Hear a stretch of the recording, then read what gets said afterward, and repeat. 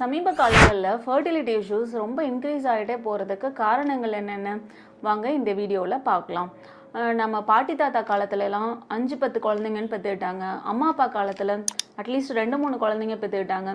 இப்போ ஒரு குழந்தை பெற்றுக்கிறதுக்கே ரொம்ப கஷ்டப்படுறாங்க. ஸோ இதுக்கான காரணங்கள் என்னென்ன? முதல் காரணம் ஏஜ் அட் மேரேஜ். நல்லா படித்து கெரியரில் செட்டில் ஆகி காசு சம்பாரிச்சு வீடு வாங்கி கார் வாங்கி இன்னும் பணம் சேர்த்து வச்சுட்டு ஸோ இது எல்லாம் அச்சீவ் பண்ணி முடிச்சுட்டு குழந்தை பெற்றுக்கலான்னு டிசைட் பண்ணுறதுக்குள்ள ஏஜ் வந்து 30-35ன்னு ஆகிடுது. ஸோ அப்போது நேச்சுரலாக இருக்க எக் குவாலிட்டி ஸ்பெர்ம் குவாலிட்டி எல்லாமே குறைஞ்சி போயிடுது. அதனால கன்சீவ் ஆகுறதுல சமீப காலங்களில் ரொம்ப டிஃபிகல்ட்டிஸ் ஏற்படுது. ரெண்டாவது மிக முக்கியமான விஷயம் வந்து லைஃப் ஸ்டைல் இஷ்யூஸ். சமீப காலங்களில் எல்லாருமே ஸ்மோக் பண்ணுறாங்க, ஆல்கோஹால் ஹேபிட் அதிகமாக இருக்குது, ஸ்ட்ரெஸ் ஃபேக்டர்ஸ் அதிகமாக இருக்குது, லேட் நைட் பார்ட்டிஸ் நிறைய காமன் ஆகிடுச்சு, அப்புறம் ஜங்க் ஃபுட் ஹேபிட்ஸ் அதிகமாக இருக்குது, பாடி வெயிட் அதிகமாக இருக்குது, ரொம்ப செடென்ட்ரி லைஃப் ஸ்டைல், ரொம்ப நேரம் நம்ம உட்காந்த இடத்துலேயே வேலை செய்கிறது ரொம்ப அதிகமாகிடுச்சு. ஸோ இதெல்லாம் தாண்டி ஸ்ட்ரெஸ் ஃபேக்டர்ஸ், எதுக்கு ஸ்ட்ரெஸ் ஆகுறோன்னு ஸ்ட்ரெஸ் ஆகிறவங்களுக்கே தெரியாது. ஸோ அந்தளவுக்கு லைஃப்பில் எல்லாத்துக்குமே ஸ்ட்ரெஸ் ஃபேக்டர்ஸ் வந்து அதிகமாகிடுச்சு. ஒரு கப்பிள் வந்து ரொம்ப ஸ்ட்ரெஸ்டாக இருக்கப்போ அவங்க பாடி வந்து ஃபர்டிலிட்டிக்கு ஏற்ற ஒரு ஹார்மோனல் பேலன்ஸ் வந்து லூஸ் பண்ணிடுது.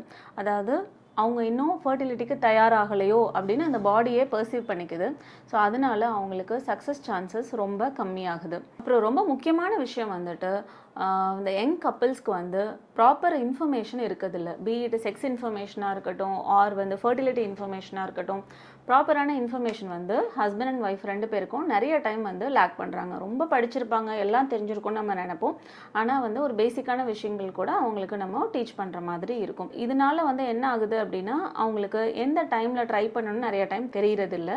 ஐடியல் ஃபர்டிலிட்டி வந்து எப்போ இருக்கும் அப்படின்னா ஓவுலேஷன் டைமில். அதாவது ஒரு பெண்ணுக்கு ஒரு மாதம் முழுக்க வந்து அவங்க செக்ஷுவலி ஆக்டிவாக இருந்தாலும் அந்த எக்குங்கிறது வந்து மாதவிடாய் வந்ததுலேருந்து 12-15 நாட்களுக்குள்ளே தான் வந்து எக்கு வந்து ரிலீஸ் ஆகும். அந்த டைமில் அவங்க ட்ரை பண்ணாங்கன்னா அவங்களுக்கு வாய்ப்புகள் அதிகம். ஸோ நீங்கள் பேபிக்காக ட்ரை பண்ணிகிட்ருக்கீங்க அப்படின்னா ப்ராப்பராக ப்ரீநேட்டல் விட்டமின்ஸ் எடுத்துக்கோங்க. நீங்கள் பேபிக்காக ட்ரை பண்ணிகிட்ருக்கீங்க அப்படின்னா முடிஞ்ச அளவுக்கு ஆக்டிவாகவும் ஃபிட்டாகவும் இருங்க. ப்ராப்பரான ஹெல்தி டயட் எடுத்துக்கோங்க. ஓவுலேஷன் டைமை வந்து ஓரளவுக்கு மானிட்டர் பண்ணி அந்த டைமில் வந்து மேக்ஸிமம் ட்ரை பண்ணுங்கள். உங்களோட ஸ்பெர்ம் அண்ட் எக் குவாலிட்டி நல்லா இருக்கா, யூட்ரஸ் வந்து ஹெல்த்தியாக இருக்கா, இதெல்லாம் வந்து உங்கள் டாக்டர்கிட்ட ஒரு டைம் அசஸ் பண்ணிவிட்டு அதுக்கப்புறம் ட்ரை பண்ணிங்க அப்படின்னா உங்களுக்கு சீக்கிரமாக சக்ஸஸ் கிடைக்கலாம். இது ரிலேட்டடாக இருக்க ஃபர்தர் இன்ஃபர்மேஷன்ஸை தெரிஞ்சுக்க இந்த சேனலை ஃபாலோ பண்ணுங்கள். தேங்க்யூ.